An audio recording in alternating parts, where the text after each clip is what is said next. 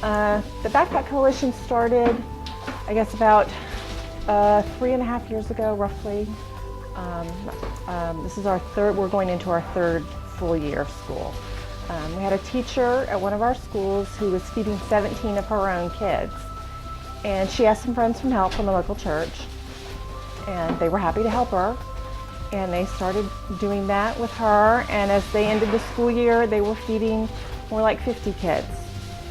And the administration there at the school was thrilled with the program and what was happening and said, please don't abandon us, come back, do it again, please. And they of course agreed to, but in talking about that, they realized that it probably wasn't a problem in just this one school, that it was probably elsewhere. So they got together with some partner groups, local churches, and discussed it.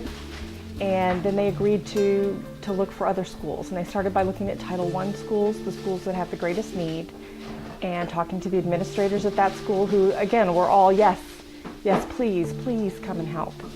We provide the kid with enough food for the weekend, and what we do is the food goes into a bag.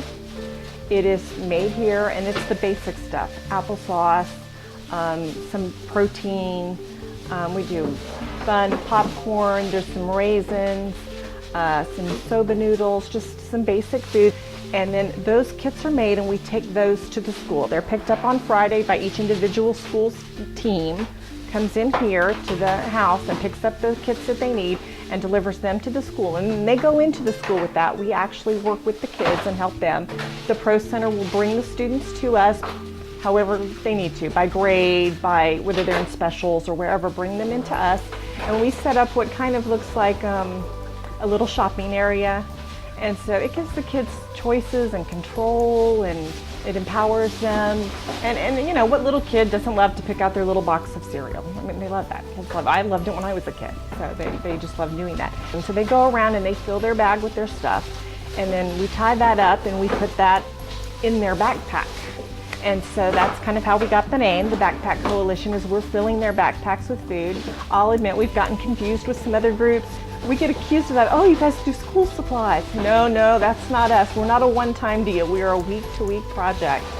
We're doing food every week. But we tuck it in there and close up the backpacks and tie shoes and, you know, tell the kids whatever, you know, ask them how their day is going or what they have planned for the weekend and make conversation and then send them on their way. And we want the food in the backpack and closed in there for privacy. And that's one of the things we really try and respect. We are now in, I think 13 schools. We feed approximately 600 plus kids a week. I think we'll do 610 or 620 this week.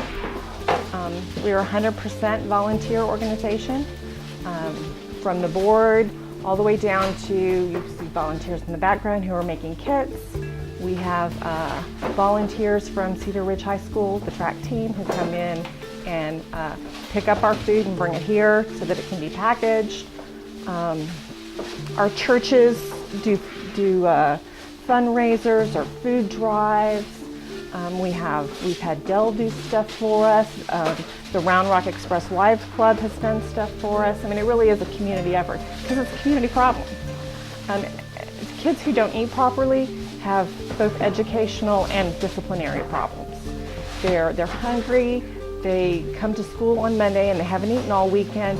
They learn nothing on Monday. They're not getting any educational value out of that.